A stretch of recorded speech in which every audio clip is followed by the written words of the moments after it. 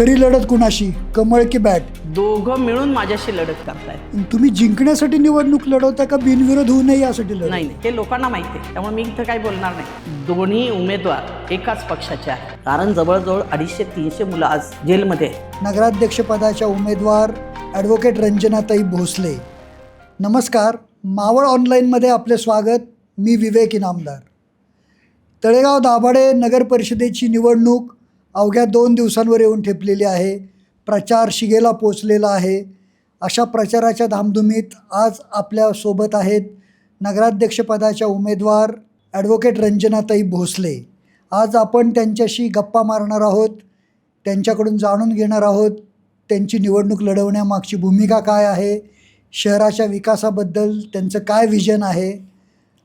यापूर्वी नगराध्यक्ष त्या 1 वर्ष होत्या, त्यामुळे नगराध्यक्ष म्हणून काम करायचा अनुभवही त्यांच्या पाठीशी आहे. त्याचा त्या कशा वापर करणार आहेत तेही आपण त्यांच्याशी बोलणार आहोत. नमस्कार ताई. नमस्कार. सुरुवातीला आपण तुमचं जन्मही तळेगावचा आहे. तुम्ही गेली अनेक वर्ष म्हणजे सगळे पूर्ण आयुष्य तळेगावमध्येच काढलेलं आहे. म्हणजे बॉर्न अँड ब्रॉड म्हणतात तसं तुमचं तळेगावशी नातं आहे. तुम्ही याच्याबरोबरच वकिलीचं शिक्षण घेऊन वकिली व्यवसायातही स्वतःची छाप पाडली आहे. वडगाव मावळ लिगल प्रॅक्टिशनर्स असोसिएशनच्या तुम्ही अध्यक्ष आहात. या सगळ्या प्रवासाबद्दल लोकांना सर्वप्रथम जाणून घ्यायला आवडेल, मग आपण राजकीय विषयाकडे वळू. एकूण तुमचं कौटुंबिक पार्श्वभूमी वगैरे हे सगळं आवडेल आम्हाला ऐकायला. माझा जन्म तळेगावला झाला आहे. माझे आजीपासून आम्ही तळेगावलाच राहतो. वडिलांचं शिक्षण तळेगावला झालं. वडील माझे इंजिनियर होते आणि आई पण माझी तळेगावच्या शेजारच्या इंदोरीच्या गावची आहे. अच्छा. तर त्यामुळं आमचं तळेगावमध्ये माझा जन्म, माझं बालपण, माझं सगळं आयुष्य हे तळेगावमध्ये गेले. माझं शिक्षणही तळेगावमध्ये झाले. म्हणजे लॉचं शिक्षण सिम्बायोसिस कॉलेज पुणे येथून झालं, परंतु बाकी माझं शिक्षण जे आहे ते तळेगावमधूनच झालं. आम्ही 7 बहिणी आहेत आणि सगळ्या मी जर सोडले तर बाकी सगळ्या विवाहित आहे. 7 म्हणजे तुम्ही धरून 7? मी धरून 7. ओके. तर 6 बहिणींची लग्न झालेली, त्यात 5 बहिणींची लग्न मी केलेली आहेत. आणि त्यांच्या तुम्ही सर्वात मोठ्या का? नाही, मी 2 नंबरची आहे. मोठी बहीण आहे ती पुण्यात असते, बाकी लोणावळा, खोपोली आणि तळेगाव असं सगळे जवळपास राहतात. आणि खरं तर माझ्या आईवडिलांनी मला ज्या पद्धतीने शिकवलं, आईनी म्हणण्यापेक्षा आजीनी जी प्रेरणा दिली की शिक्षण हेच सर्व काही जीवनात असतं, ते आपल्याला सगळी नाती जमा करून देतात. आणि मी आता बघते, अनुभवते, तळेगावमध्ये मला खूप नाती निर्माण झालीत आणि ती शिक्षणामुळे शैक्षणिक क्षेत्रात काम केल्यानंतर मिळालेल्या अनुभवामुळे आणि मग लोकांच्या संपर्कात आल्यावर लोकांनी जी नाती जोडली, त्यामुळे मला वाटतं की आजीचे बोल खरे आहेत की शिक्षण जे आहे ते तुम्हाला सगळं काही शिकवतं आणि शिकवताना ते लोकांशी माणुसकीने कसं वागायचं हे शिकवतं. आणि त्यामुळं मी हे सामाजिक क्षेत्रात पण आले ते माझ्या वडिलांच्या बरोबर. लहानपणापासून मी जेव्हा त्यावेळेस आपल्याकडं फक्त भारतीय जनता पार्टी तळेगावमध्ये होती, बाकी पक्षांचा प्रभाव नव्हता.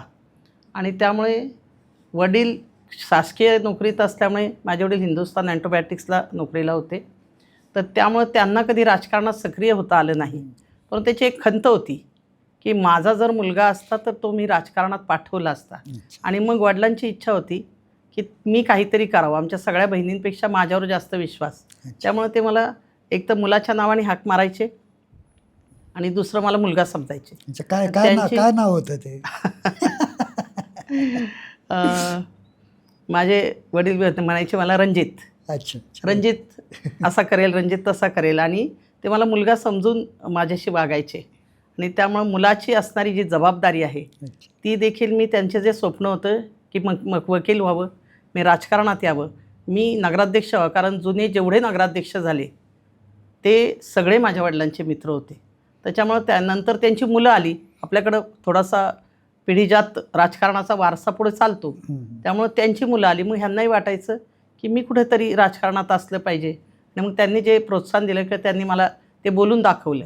आणि केवळ म्हणून वडिलांच्या इच्छेखातर आणि मला सामाजिक कामाची आवड असल्यामुळे मी या राजकारणात आले. आणि मला लोकांनीसुद्धा ॲक्सेप्ट केलं, म्हणून मी लोकांची कामं करू शकले. तुम्ही राजकीय काम काँग्रेसपासून सुरू केलं मला हो. वाटतं. पण तळेगावमध्ये निवडणुकीला तळेगाव शहर विकास समितीचं तेव्हा हे होतं की भाजप आणि तळेगाव शहर विकास समिती अशी अनेक वर्ष अशा पद्धतीने निवडणुका होत होत्या. तर तुम्ही पहिली निवडणूक कधी लढवलीत? मी पहिली निवडणूक 88 साली वकील झाले आणि पहिली निवडणूक मी लढवली 1991ला. त्यावेळेस मी तळेगाव स्टेशन विभागातून राजगुरू कॉलनीचा हा जो भाग होता तळेगाव स्टेशनचा, त्यातून मी इलेक्शन लढवली होती. आणि त्यावेळी देशमुख बाई माझ्या विरुद्ध उभ्या होत्या. ती निवडणूक म्हणजे उद्या फॉर्म भरायचा आणि आज मला विचारणा झाली. अच्छा. ती ह्यासाठी झाली होती की मी एक पाण्यासाठी मोर्चा काढला होता. त्यामुळे मी लोकांना कळाले की मी नेतृत्व कुठेतरी करू शकते. त्या पाण्याचा मोर्चा सक्सेस झाला होता. लोकांना पाणी मी देऊ शकले होते. तर तो वकील झाल्यानंतरचा माझा पहिला सामाजिक उपक्रम होता. आणि त्यानंतर मग लोकांनी मला म्हणजे शहर विकास समितीला असं वाटलं की मी यासाठी सक्षम उमेदवार आहे. आणि पण तो कुठलाही अनुभव नव्हता. उमेदवारी जरी दिली गेली तरी समितीकडून फारसं मला पाठबळ मिळालं नाही. ती अशी एकटीची सिलेक्शन झाली होती आणि त्यामुळं मग मी ती इलेक्शन जिंकू शकले नाही. परंतु तळेगाव शहर विकास समितीने मला शिक्षण मंडळात काम करण्याची संधी दिली त्याचवेळी. आणि त्यामुळे मी 5 वर्ष त्यावेळी शिक्षण मंडळात काम केलं होतं. नंतर माझं काम बघून मला 97 साली जेव्हा म्हणजे इलेक्शन झाली, ती 96-97ची इलेक्शन, तर त्यावेळेस मला मग नगराध्यक्षपदाची उमेदवारी दिली. म्हणून मागचं काम बघून ही उमेदवारी दिली गेली होती आणि ते काम पण मग मी सक्सेस त्यात झाले. सक्षमपणे ते काम केलं. तेव्हा निवडणूक नगरसेवकांमधून व्हायची. त्यावेळेस निवडणूक नगरसेवकांमधून व्हायची. त्यामुळे सगळ्या म्हणजे 12-13 असं ते हे संख्याबळ होतं. ते 12-13 म्हणजे एका एका मताने आम्ही शहर विकास समिती आमची सत्तेत आली होती. आणि त्यावेळेस सगळ्यांनी एकमताने माझी निवड केली होती. त्यामुळेच ती निवड तशी बिनविरोध झाली होती. काय ते उमेदवारी मिळण्यापासूनही काहीतरी किस्सा भारी आहे तो तुम्ही तो जरा सांगितला तर नक्की आवडेल लोकांना. ते झालं असं होतं की मी तळेगाव स्टेशनला राहायची आणि 2च SCचे वॉर्ड होते आणि ती अनुसूचित जातीसाठी हा वॉर्ड म्हणजे महिलांसाठी नाही, अनुसूचित जातीसाठीच्या उमेदवारासाठी नगराध्यक्षपदाचा वॉर्ड त्यावेळेस रिझर्व होता. आणि आपला गोरावडीचा भाग जर बघितला आपण तर तिथं एक वॉर्ड होता आणि निळकंठनगर ढोरवाडा हा एक वॉर्ड होता. तर जर आपल्याला माहिती आहे की जो गोरावडीचा जो भाग आहे तिथं भाजपचं संख्याबळ किंवा त्यांचं ताकद जास्त होती, प्राबल्य जास्त होतं. आणि कम्पॅरेटिव्हली इकडं नव्हतं. म्हणजे तिकडं मग काँग्रेसचा माणूस येऊ शकला नसता किंवा शहर विकास समितीचा माणूस निवडून येऊ शकला नसता. त्यामुळं वॉर्ड राहिला होता की ढोरवाडा आणि निळकंठनगर हा जो वॉर्ड होता. तर मग तिथं कोणालाही करायचं. मग तिथं 1-2 चाचपणी झाली. नंतर सगळ्यांना असं वाटलं की मी शिक्षण मंडळात ज्या पद्धतीने काम केलं तर मग मला उमेदवारी दिली तर आपण तिथं उमेदवार निवडून आणू शकू. आणि खरोखरी लोकांनी मी जरी माझं मत स्वतःचं मला त्यावेळेस नव्हतं परंतु जनमत माझ्या बाजूने होतं. आणि त्यामुळं लोकांनी त्यावेळेस बरेच हे झाले होते की बाई बाहेरून आलेली आहे. मतदार यादीत नाव नव्हतं. मतदार यादीत माझं नाव नव्हतं. त्या वॉर्डाच्या मतदार यादीत नाव नव्हतं. आणि त्यावेळेस तर मतदार म्हणजे निवडणूक कुठलाही तळेगावचा माणूस कुठल्याही वॉर्डातून निवडणूक लढू शकतो. परंतु त्यावेळेस माझं नाव नव्हतं. पण तरीसुद्धा लोक मला माझ्या वकिली व्यवसायामुळं ओळखत होती. लोक कामातून मला ओळखत होती. त्यामुळे लोकांनी भरभरून प्रतिसाद दिला आणि मला नगराध्यक्षपद केलं. नगराध्यक्षपदाची माळ माझ्या गळ्यात घातली. 30 वर्षापूर्वीचा तो काळ होता. तेव्हा तुम्ही नगराध्यक्ष म्हणून जी काही कामं केलीत, तेव्हा ज्या काही समस्या होत्या, थोड्याफार फरकाने आज 30 वर्षानंतर त्या समस्या अजूनही कायम आहेत असं दिसतंय. नाही, काही प्रमाणात आहेत आणि काही प्रमाणात नाहीत. म्हणजे मी मगाशी जो उल्लेख केला ढोरवाड्याचा भाग जो आहे तो बघितला तर अजूनही समस्या तशाच दिसतात. पण काय झाले की लोक तिथं राहायला नाहीत. निळकंठनगरचा जो भाग होता त्यात मी त्यावेळेस जी केलेली कामं होती की समाज मंदिराचं काम असेल, तिथं गटर्स नव्हते सुरुवातीला. ते गटर्सचं काम असेल, तिथल्या रस्त्याचं काम असेल, तिथं म्हणजे मला लोकांनी ज्यावेळेस मी तिथं गेले, कारण मुळातच ती जो भाग आहे ती वसाहत जी आहे आपण म्हणतो निळकंठनगर, तर तिथं सगळे बाहेरून आलेले झोपडे घालून राहिलेली लोकं होती. आणि ती एकदा आपल्याला आठवत असेल तर ते तोडणार होते आणि मग रात्रीच आम्ही जाऊन तो सगळा कार्यक्रम केला. तिथं तहसीलदाराला विनंती केली आणि ती झोपडपट्टी वाचवली होती. आणि त्यानंतर मग तिथं त्या सगळ्या लोकांसाठी मी जे काम केलं, ती जी मी केलेली कामं आहेत तीच मला आजही दिसली. म्हणजे मधल्या काळात कोणी काय केलं, कारण तिथं स्वच्छतागृहांची सोय नव्हती, ती त्यावेळेस मी केली होती. तिथं पडीक अवस्थेत स्वच्छतागृह होती. आणि त्याच्यानंतर परत मी 2012ला देखील तिथली नगरसेवक नव्हते, पण मी तो भाग बघितला होता. त्यावेळेस देखील मग मी परत ती कामं केली. तर तिथला 1-2 भाग सोडले किंवा आपण कैकाडी वस्तीचा भाग घेतला की त्यावेळेस तिथं समाज मंदिर नव्हतं. मी नगराध्यक्ष झाल्यानंतर ही जी दुर्लक्षित भाग होते, कुंभारवाड्याच्या रस्त्याचा आणि गटरचा प्रश्न असेल, त्यानंतर निळकंठनगरचा हा सगळा रस्त्याचा गटरचा प्रश्न असेल, समाज मंदिराचा प्रश्न असेल, आमच्या रमाकांत नगरचं नाव पहिलं बौद्धवाडा होता, मी ते रमाकांत नगर केलं. आणि तिथला जो हॉलचा प्रश्न असेल, हे सगळे प्रश्न त्यावेळेस मी दलित वस्ती सुधारणा योजनेअंतर्गत पहिल्यांदा ते पैसे आणले होते आणि 3 ह्या दुर्लक्षित भाग होते ते केले होते.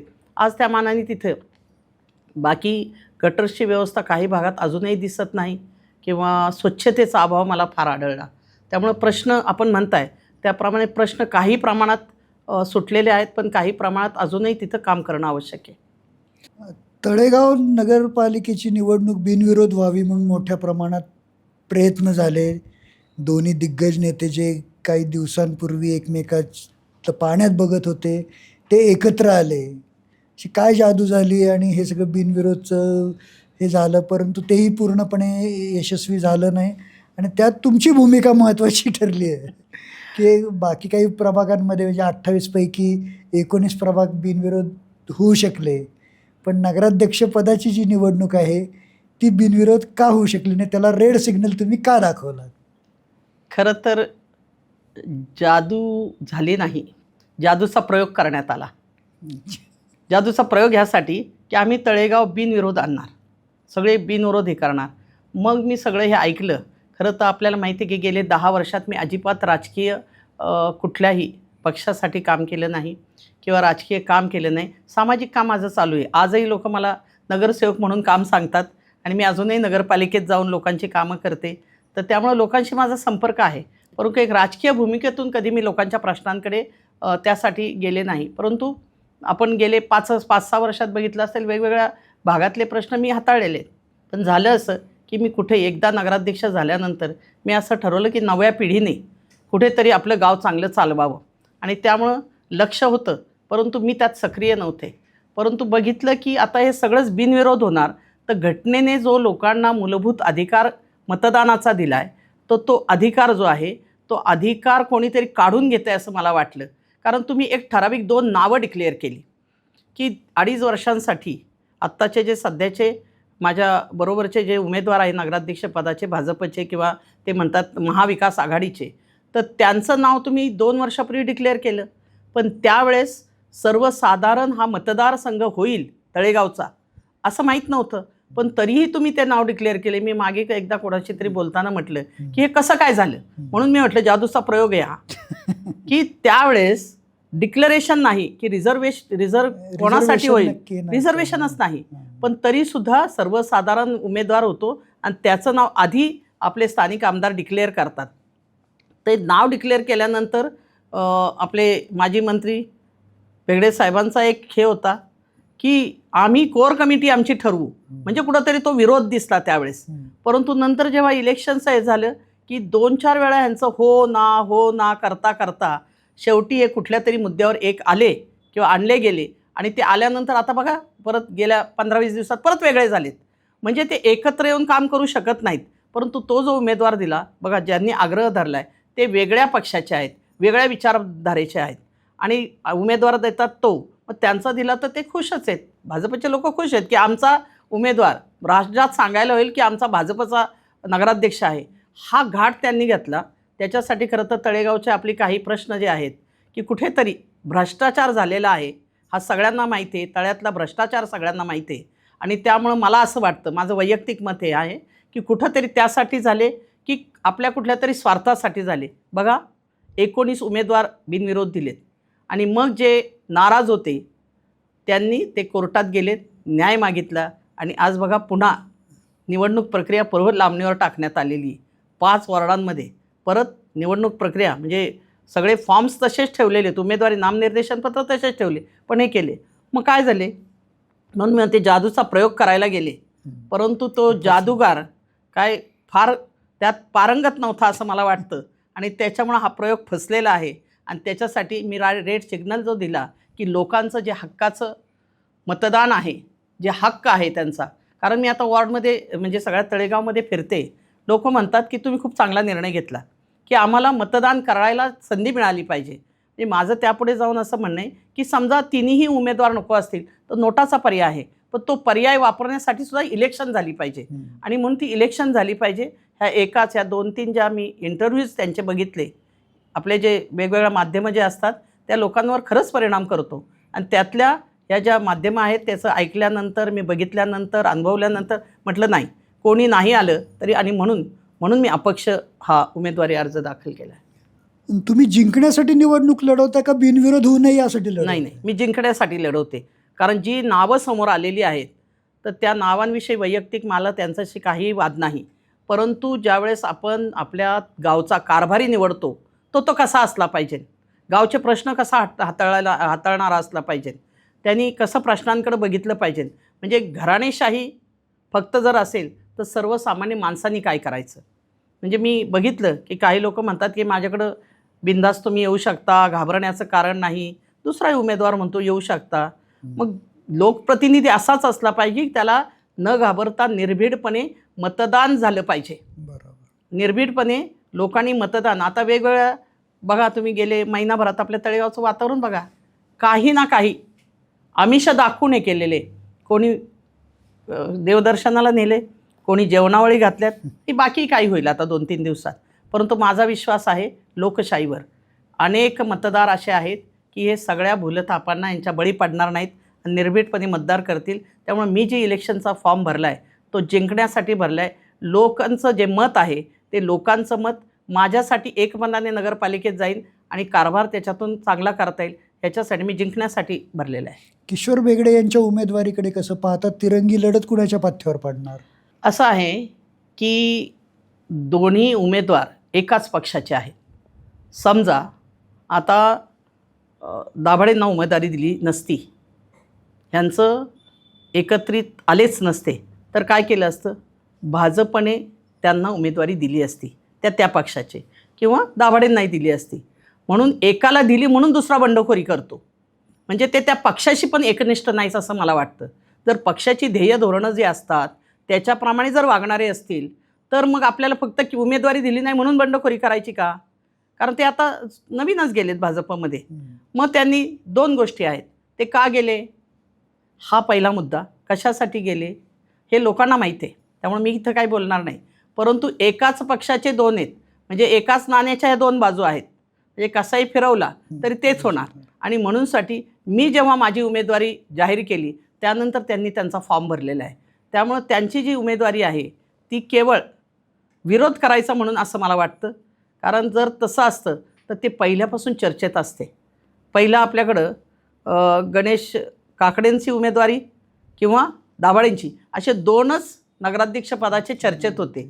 नंतर मात्र हे आले केव्हा की त्यांना त्यांच्याच पक्षांनी दुसऱ्या उमेदवाराला उमेदवारी दिली. त्यामुळे त्यांची जी उमेदवारी आहे कुठल्या तरी हेतूने प्रेरित आहे. बघा, मी एकटी तळेगावमध्ये राहते, मला भाऊ नाही, माझे वडील नाहीत, माझे चुलते नाहीत, मी लग्न केलं नाही म्हणजे माझे पती नाहीत. त्यामुळं कुठल्याही पुरुषांसाठी घरातल्या नगरपालिकेचा वापर करण्याचं मला काही कारण नाही. त्यामुळे मी पूर्वीपासून जे काम केलं ते निपक्षपातीपणे केलं आणि केवळ लोकांसाठी केलं.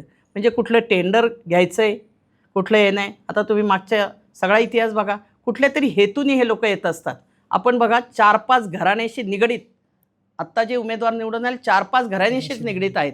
काही घराण्यातले 3 उमेदवार निवडून आलेत बिनविरोध, काहीतले 2 आलेत, काहींचे आहेत म्हणजे परंपरागत म्हणजे अनुवंशिकतेने म्हणतात की हे नेते आहेत. मग बाकी जे कार्यकर्ते आहेत त्यांना कधी संधी मिळणार? आणि म्हणून त्या कार्यकर्त्यांना संधी न देता ह्यांना संधी दिली आणि संधी नाही दिली की मग बंडखोरी करायची. तर त्यांची ती उमेदवारी बंडखोरीतून झालेली उमेदवारी आहे.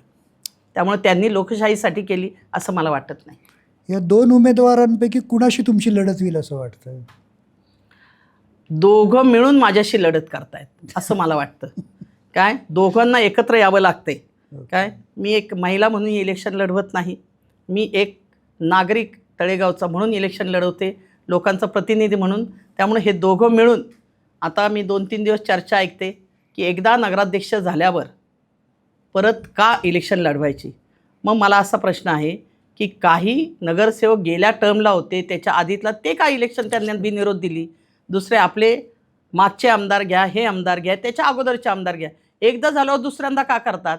मी खरोखरीच राजकारण सोडलेलं होतं, परंतु केवळ लोकांच्या हक्क जपायचे आहेत म्हणूनसाठी मी आता परत ह्या राजकारणात इथं उतरलेली आहे. तुम्ही जाहीरनामा पण प्रसिद्ध केलेला आहे.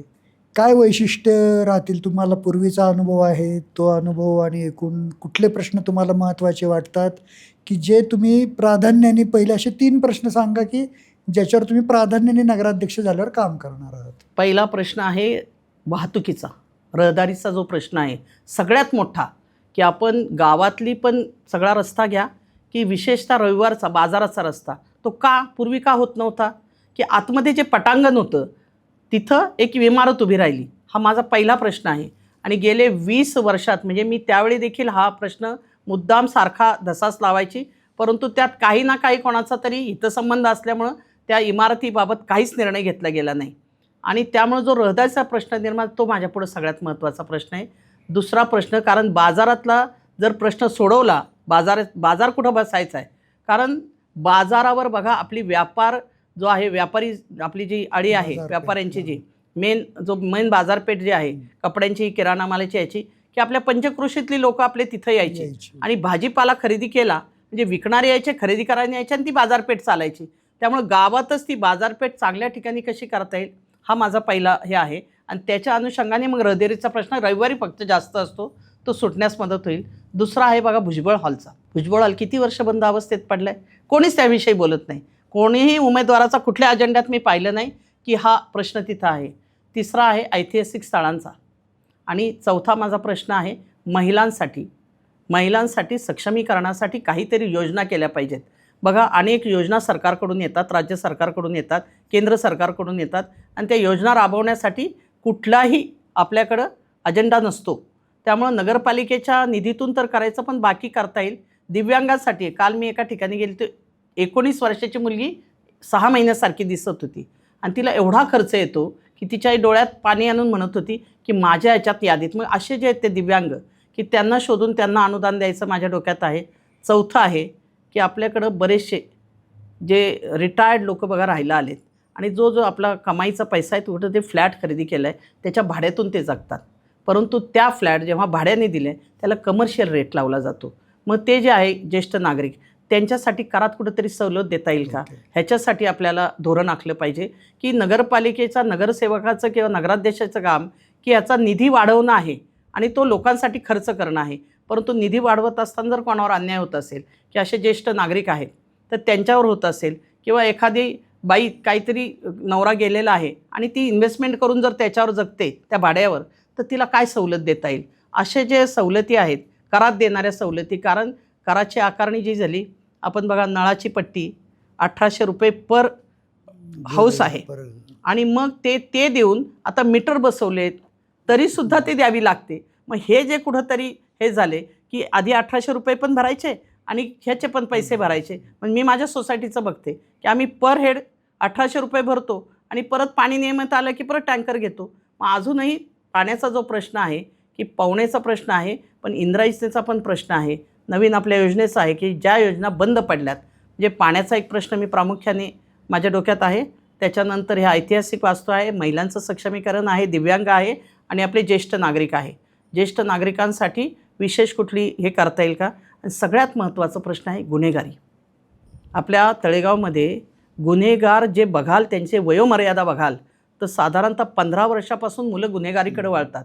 म्हणजे गुन्हेगारीला फार कुणीतरी श्रेष्ठ दर्जा दिला आपल्या तळेगावमध्ये आणि मुलं आकृष्ट झाली तिकडं, आणि त्यांना वाटलं की आपण काहीतरी झालो की असं काहीतरी बनतो. हे जे झालं ते झालं म्हणा, किंवा मग काही लोकांनी त्यांना उद्युक्त केलं. म्हणजे मी वकिली व्यवसाय, फौजदारीत मी प्रॅक्टिस करते. मी बघितलं प्रत्येकाची आई ज्या पद्धतीने रडते, ती सांगते की माझा मुलगा असा नव्हता हो, त्या ह्यामुळं असा झाला. मग ते मुलांचं जे हे आहे त्यांना समुपदेशन करण्यासाठी किंवा हे गुन्हेगारीकडून बाहेर काढण्यासाठी नगरपालिकेने काहीतरी योजना केली पाहिजे. कारण जवळजवळ 250-300 मुलं आज जेलमध्ये आहेत आणि त्याचा परिणाम सर्वसामान्य माणसाच्या सुरक्षिततेवर होतो. जर आपण मुळातच म्हणजे आजार बरा करण्याऐवजी तो आजार होऊच नये ह्याच्यासाठी जर उपाययोजना केली तर निश्चितपणे तळेगावला त्याचा फायदा होईल. ह्यासाठी माझा तो एक आहे. आणि आणखी माझे बाकीच्या मूलभूत जे आहेत पाण्याचा, रस्त्याचा, दिव्यांचा, स्वच्छतेचा हे तर अजेंड्यावर प्रत्येकाच्या असतात आणि नगरपालिकेत त्या मूलभूत सोयीसुविधा देणं बंधनकारक आहे. पण हे जे 2 गोष्टी आहेत, गुन्हेगारी हा जो महत्त्वाचा विषय आहे तो कुठेतरी आपल्या इथं संपला पाहिजे. किती लोकांचे बळी गेलेत तर त्यामुळे ह्याच्या पुढं ते बळी जाऊ नयेत किंवा आपलं वातावरण अतिशय चांगलं राहावं, शांत तळेगाव राहावं. आपल्याला स्वच्छ तळेगाव, सुंदर तळेगाव, हवा आपली चांगली आहे म्हणून लोकांनी इथं रहिवासाला प्राधान्य दिले. तर ते जे रहिवासी आलेत ते सुरक्षिततेची भावना त्यांच्या मनात राहिली पाहिजे आणि म्हणून हा एक मुद्दा अतिशय महत्त्वाचा आहे. डॉक्टर बाबासाहेब आंबेडकरांचं निवासस्थान आपल्या तळेगावमध्ये आहे, त्यासाठी आपण बरेच पाठपुरावा केला आहे. तर काय नक्की त्याची स्थिती काय आहे आणि भविष्यात काय तिथे योजना आहेत तुमच्या? असं आहे की बाबासाहेब आंबेडकरांनी घटना जेव्हा लिहिली त्यातल्या काही काळ बाबासाहेब इथं राहिलेले आहेत. ती त्यांची स्वतः त्यांनी खरेदी केलेली जमीन होती आणि मग ती जी जमीन आहे ते जे घर आहे ते आता जमीन काही प्रमाणात प्लॉटिंग होऊन विकलं गेलं. पण एक प्लॉटवर असणारं घर सुस्थितीत होतं.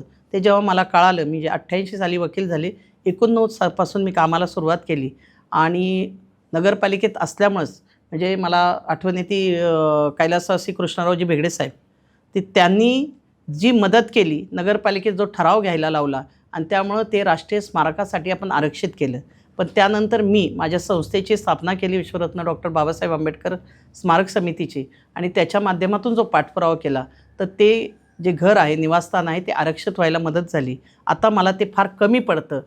ते ह्यासाठी की तिथं त्याचा उपयोग सध्या काय होतो, तिथं आपल्या कॉम्पिटिटिव्ह एक्झामची विद्यार्थी तिथं अभ्यास करतात आणि मला सगळ्यांसमोर सांगायला आनंद होईल की 29 विद्यार्थी शासकीय परीक्षेत पास होऊन ते अधिकारी बनलेत. म्हणजे तिथं आपल्या तळेगावला मला कळालं की गरज कशाची आहे, की कॉम्पिटिटिव्ह एक्झामला बसणारे बरेच विद्यार्थी आहेत पण त्यांना बसायला जागा नाही, अभ्यासाला जागा नाही. त्यामुळे प्रत्येक प्रभागामध्ये एक तरी अभ्यासिका असावी. हा बंगल्याचा उपयोग हे करत असताना मला हे जाणवलं. म्हणजे जेव्हा बंगल्याचं रिन्युएशनचं काम होतं तेव्हा मी नगरपालिकेचा एक हॉल होता जो महिलांना रोटरीच्या ह्यांना दिलेला आहे, तो मी वापरला. तिथं मुलांनी अभ्यास केला. माझी पुढची योजना त्या संदर्भात आहे की शेजारचे जे 5 प्लॉट्स आहेत त्याचं मी सातत्याने पाठपुरावा करते आणि तिथं एक भव्य दिव्य अशी मल्टी स्टोरीड इमारत बांधून बाबासाहेबांचे जे विचार आहेत त्या विचारांसाठी तिथं काहीतरी चळवळ उभारायची. मुख्यतः तिथं कॉम्पिटिटिव्ह एक्झामच्या मुलांना मोठी लायब्ररी एक तिथं उभी करता येईल. महिलांच्या ज्या योजना आहेत सक्षमीकरणासाठीच्या, त्यांना रोजगाराचे जे प्रशिक्षण द्यायचं त्याचं केंद्र तिथं होऊ शकेल. जर आपल्याला एखादी हे करायचं आहे, सभा घ्यायची, तर आपल्याकडं स्वतःचं सभागृह मोठं नाही आहे, तर ते सभागृह मला तिथं निर्माण करायचं आहे. आणि छोटे छोटे विद्यार्थ्यांसाठीचे जे आपल्याला काहीतरी शिबिरं घेता येतील तर त्यासाठी तिथं मला हे निर्माण करायचं आहे. म्हणजे बाबासाहेबांनी जे सांगितलं शिका, संघटित व्हा आणि संघर्ष करा, तर शिकण्याचं जे आहे, शिकण्यासाठी म्हणून तिथं मला उपलब्धता करायची. हा महत्त्वाचा मुद्दा माझा. त्या बाबासाहेबांचं राष्ट्रीय स्मारक तिथं करायचं आहे आणि त्यासाठी त्या तोलामोलाची भव्य दिव्य इमारत करायची. म्हणून ते 5 प्लॉट्स आता त्याच्यासाठी नोटिफिकेशन निघाले, पुन्हा ते आरक्षित करण्यासाठी प्रक्रिया सुरू झाली. पण समजा नाही झालं, मी नगरपालिकेच्या माध्यमातून करण्याचा प्रयत्नच करणार. परंतु सध्या मी लोकांकडे गेले की ज्या लोक बाबासाहेबांचं नाव घेऊन मोठं झालेत त्यांनी तिथं काहीतरी योगदान द्यावं आणि त्या माध्यमातून मी तो राष्ट्रीय स्मारक पूर्ण करणार. मुलाखतीमध्ये शेवटच्या टप्प्यात आपण रॅपिड फायरमध्ये चा राऊंड घेतो. आता त्याला आपण सुरुवात करूयात. बिनविरोध की निवडणूक, कायद्याच्या दृष्टीने काय योग्य आहे? निवडणूक. प्रचंड मताधिक्याने विजयी होणार की घासून निवडणूक होणार? प्रचंड मताधिक्याने निवड होणार असा मी खोटा आत्मविश्वास ठेवणार नाही, परंतु योग्य ती डोकं सगळे जनतेवर मी ते सोपवते. हे घासून निवडणूक होणार होऊ शकेल. खरी लढत कुणाशी, कमळ की बॅट? दोघांशी मिळून. महिलांचा पाठिंबा जास्त आहे की पुरुषांचा? दोघांचाही. तळेगावात कायद्याचं राज्य आहे की मनी मसलचं? मनी मसलचं. तर या होत्या नगराध्यक्षपदाच्या अपक्ष उमेदवार रंजनाताई भोसले, त्यांनी आज त्यांचे विचार या ठिकाणी मांडले, त्यांची भूमिका निवडणूक लढवण्यामागची मांडली, निवडणुकीनंतर करायच्या कामाविषयीचं जे विजन आहे तेही सविस्तरपणे मांडलं. धन्यवाद रंजनाताई, मावळ ऑनलाईनला आपण वेळ दिलात धन्यवाद. आणि तुम्हाला निवडणुकीसाठी खूप खूप शुभेच्छा. धन्यवाद. धन्यवाद.